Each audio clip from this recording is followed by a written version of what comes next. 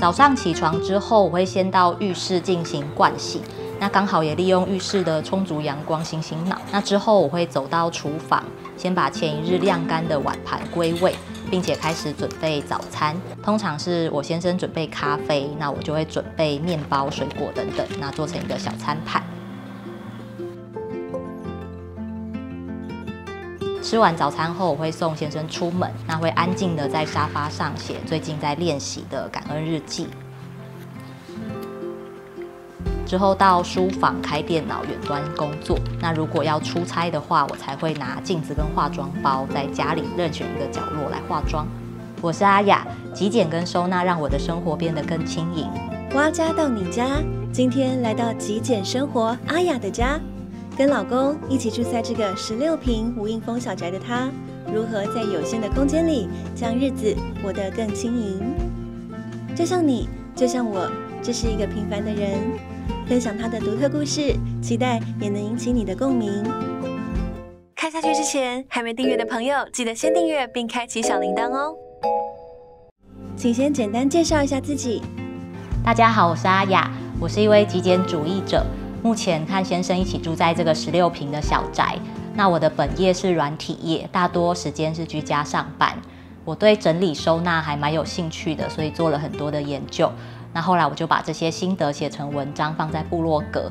那如果说你对这一型的内容有兴趣的话，欢迎追踪我的部落格跟粉丝专页小平数轻盈小日子。好的，很高兴今天来到阿雅家。这个开放式厨房好漂亮哦，请问当初怎么想到要这样设计呢？原本建商他当时附的是这个一字型的厨房，那因为我们很向往有中岛的厨房，所以后来我们就选择把这边原本是一个次卧室，然后把它打掉了。那我们家目前所有的电器几乎都在这个地方，像这个高度上面就很浪费，所以我在这边呢就有加装了一个层板，那就可以放一些小东西在里面。然后后面这边还有一个袋子，就是放一些洋葱啊、马铃薯之类的东西。那它是用 3M 的挂钩挂在墙壁上面。那我们的气炸锅在使用的时候，因为会拉出来，所以就不互相影响。那放回去的时候就可以直接推回去。大胆打掉一房，就能拥有梦想的中岛厨房了。电器柜里的隐藏收纳技巧超级实用，大家赶快笔记下来吧。因为我们台面基本上都希望是净空的，那这个吊杆是请厨具商帮我们装的。其实类似像这样子的 S 型挂钩，或者是像这样子有夹子的挂钩，它都可以直接挂在吊杆上面使用。水槽的上方我们有装了一个感应灯，这个感应灯是直接你手挥过去它就可以开启的，帮助我们在洗东西的时候光源比较足够一点。下面这个地方呢，我们有留20公分左右的一个台面，原本只是要放洗碗巾，但是后来发现 Yamazaki 的这一个窄板沥水架刚刚好可以放在这边，所以目前都是这样子放置的。上面这一区呢，我们用了很多磁吸式的收纳，拿来挂我们的抹布，然后还有一些小文具。阿雅说，如果以吊挂跟磁吸收纳为主，除了保持台面清爽，也非常好清洁。接下来我们来看看橱柜的部分。上柜的部分，它现在变成我们的饮品区，就是包含一些饮料的器具，然后跟一些茶包之类的东西。那这个档案盒是无印良品买的，目前就是我们如果在外面有拿中药或者是感冒药回来的时候，我们会整包把它放到里面去。上面这一块啊，我们目前放的是有把手的盒子，那这个是在虾皮买的，那它就是放一些我们的面条或干货。那拿的时候，因为我可以直接手摸到它，直接把它打下来，就比较方便。不管是茶包或是药品，带回家后及时分类，使用时才能更方便哦。接着我们来看看阿雅如何收纳家中的锅碗瓢盆呢？那目前这边是我们放所有盘子的地方，那我们是使用 Day 的这个碗盘架来放，那它是不锈钢的，所以还蛮耐用的，而且很稳固。那左边这里呢是目前放保鲜盒的地方，如果你直接全部叠起来的话，会有一点危险，所以我们就用么字形的层架把这个空间分成2层。上面这边是无印良品的档案盒，目前放的是我们搅拌机跟一些搅拌机的配件。我还蛮建议大家，如果说你买一些电器，它有附了非常多的配件的话，你可以利用像这样的盒子把配件全部放在一起，那会比较好拿，也比较好收拾。橱柜内使用碗盘架，能有效利用垂直空间。此外，使用时机相同的电器配件，阿雅推荐大家用档案盒来统一收纳。水槽下面这个抽屉柜是无印良品的，里面我们现在是放一些塑胶袋，因为它这边有分隔。那下面这边呢，就像一些海绵啊、垃圾袋，然后或者是过碳酸钠等等的粉末。瓦斯炉旁边就是酱料的抽屉。那旁边这里呢有一个小秘密，我们这边有一个开罐器，因为它刚好是磁吸的，所以它可以扣在我们这个门板旁边。那酱料的部分呢，唯独粉末的部分，因为它原本是袋装，比较不好拿，所以我们会把它分装到像这样子的容器里面。下面这边我有铺厨房纸巾，这个地方很容易会因为酱料溢出来黏黏的，如果需要的时候，我就会直接把它替换掉。阿雅说，清洁备品跟酱料不过量囤放，不仅容易维护，用完再买也比较不会浪费。最后，我们来看看锅具的收纳位置。瓦斯炉下面这个地方是我们放锅具的地方。就是用了 Yamazaki 的这个锅具架，然后还有伸缩杆来帮助里面的东西都可以排站好。这个锅具架我觉得它很好的地方是它可以调整间距，所以你可以配合你家锅子的大小。这个伸缩杆的部分，它因为架在我们的这个两边，所以它可以独立出一个小空间，让锅盖也可以站好。如果你还要再放其他的东西上去，挂在这边也是 OK 的。Yamazaki 锅具架真是不错的厨房好物，有需求的蛙粉们可以参考看看哦。最后，我们很好奇，阿雅家的垃圾都收到哪里去了呢？我们厨房台面上这一个是我们现在放厨余的地方，它其实是一个蛋卷盒，这个是 Yamazaki 的，那它可以直接把垃圾袋放进去，那就放一些我们厨房会产生的一些有味道的垃圾。我们的垃圾桶目前是放在中岛的旁边，那这个是无印良品的垃圾桶，它的好处就是它的里面有设计过，就是让垃圾袋不会漏出来。那垃圾以外，资源回收的部分，我们是放在这个8个柜的里面，这个不织布的盒子里面，可能瓶罐啊，或者是塑胶纸类，就直接放进去里面。那这样放起来的时候，其实就看不太出来它是回收物。旧物重生，利用蛋卷盒来装厨余。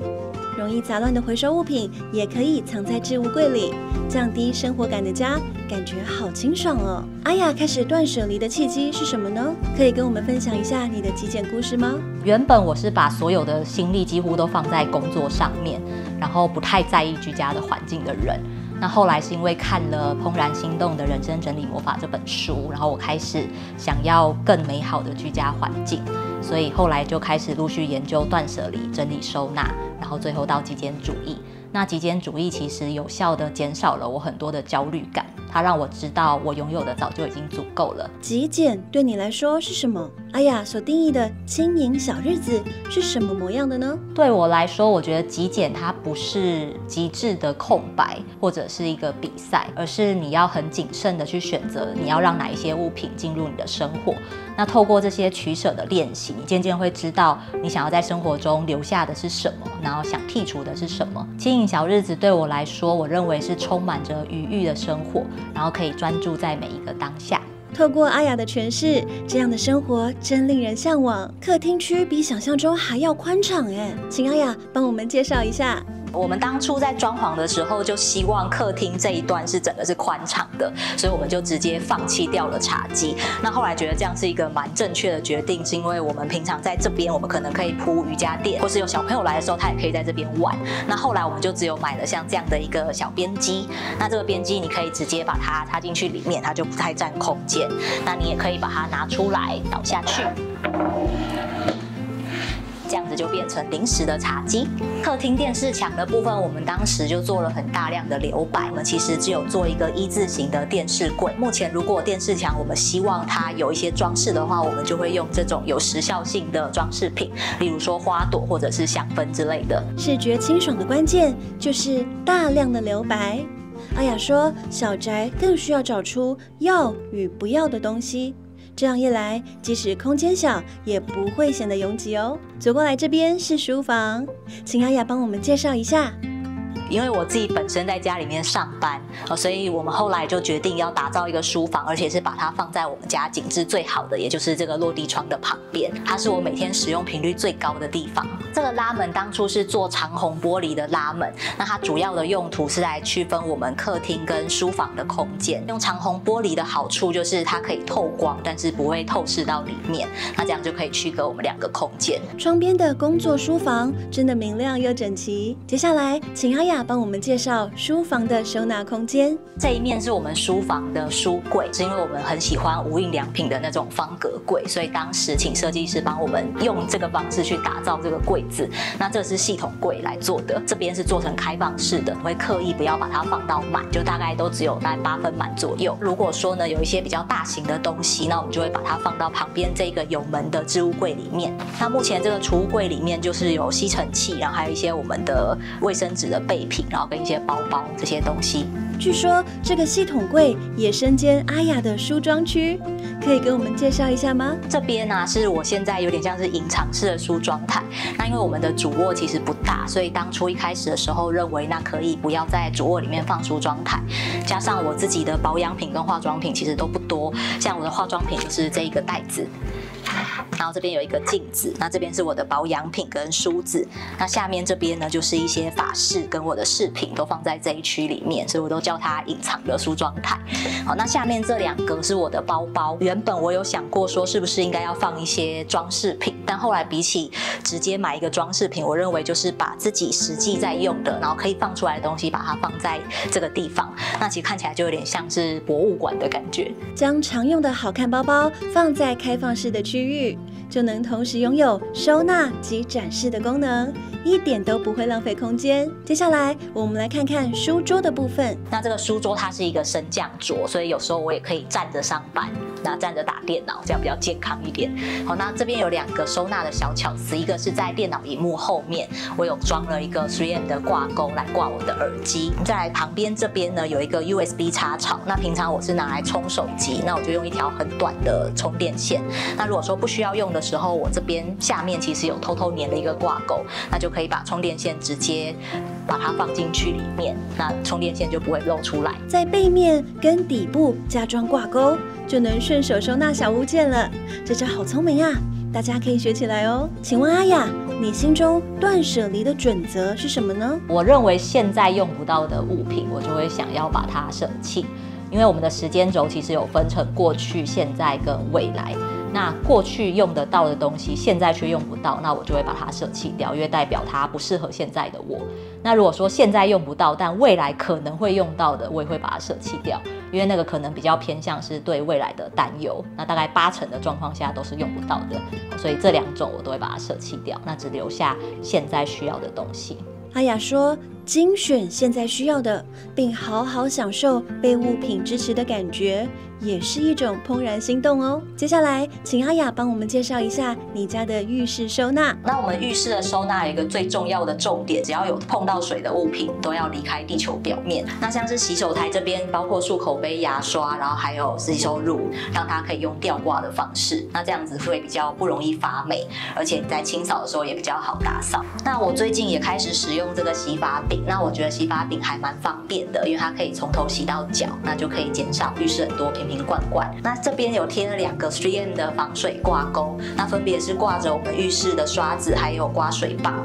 那因为它是白色的，所以很融入我们浴室的环境。物品离开地球表面，打扫用品放在顺手可得的地方，清洁浴室就能变得很轻松。请问阿雅，马桶旁边的这个小袋子是什么呢？那这个是目前我们装浴室垃圾的袋子，那它是纸袋，其实我们有偷偷放了塑胶袋在里面。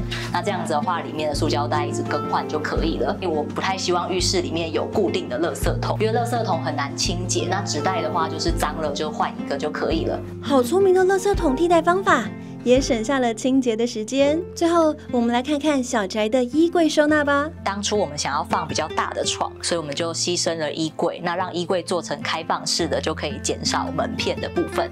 那我们是上面做吊衣杆，那下面呢是2排那个无印良品的 PPE 装盒。那我们是1人1半。我的这边我都是用直立式的收纳。那这边是冬天、秋冬的衣服，那后面是春夏的衣服。那我只要2排对调就可以直接换季。那因为我们现在这边下面它是有一个空间的，所以我们旁边这边有留了一个缝。那这边就是比较长的裙子或洋装都可以放在这个地方。阿雅说，衣服数量不用多，找到适合自己的风格后，运用基本款互相搭配就很够穿哦。参观完阿雅的家，我们发现了几个很特别的地方，像是这个电风扇，阿雅在下面加装了无印良品的平台车，就可以直接用手推来移动。书房、客厅共用电器，不浪费空间。冰箱里这款米跟谷物的收纳罐，其实是重新回收再利用的饮料罐，统一规格，看起来就能很整齐。很喜欢阿雅精挑细选的好物，请问阿雅有哪些选物想推荐给蛙家的观众呢？洗发饼。因为我最近开始尝试，那我发现说洗发饼真的很方便，就是从头发到洗脸到洗身体都没有问题，那就可以减少你浴室很多的瓶瓶罐罐。无印 PP 衣装盒，它的抽拉都很方便，然后它下面还可以装轮子，那你要打扫的时候就可以直接把它移开来，那它本身也很耐用。3M 透明无痕挂钩，那这个东西它虽然承重力不大，但是因为它贴上去还蛮隐形的，看不太到，所以你就可以贴在一些地方，那比如说挂钥匙、口罩这些都是很不错的。感谢阿雅好物推荐。最后我们还有几个问题想问你，整理好了又乱掉，为何无法乖乖把物品放回原位呢？可以给有这类困扰的人一些建议吗？没有办法把东西放回原位，可能有2个原因。那第一个就是你的物品它其实是没有夹的，那第二个可能就是那个夹不对。那所谓物品没有夹的意思是指说，一个物品进到你的家门的时候，你没有办法在3秒内知道这个物品要放在什么地方，而且是全家人都必须要知道，它才有被放回去的机会。那第二个就是，如果你的物品其实是有夹的，但是却常常放不回去的话，那就很有可能是的地方是不对的，可能是不够顺手，那或者是说你的那个夹已经爆满了，所以大家很难放回去或者是拿出来。这要改善这个部分，可能就是你必须要把东西放在你用的地方，越常用的东西要放在越好拿的位置。那大家注意这2点的话，应该会顺手很多。让空间符合人的习惯，物品就不容易乱。感谢阿雅今天超棒的分享。看完今天的影片，你还想看我们开箱谁的家呢？欢迎在留言区跟我们分享。还没看上一集的人，记得点击右上角资讯卡。蛙家到你家是一个常态征稿的新单元，不管你是收纳、极简或是 DIY 达人，欢迎点击资讯栏连结报名，期待下一次到你家。如果你喜欢今天的分享，欢迎点击下方超级感谢，用行动支持我们做更多实用的影片，也能追踪 IG 获得更多灵感哦。最后记得锁定蛙家，每周3更新，我们下周见，拜拜。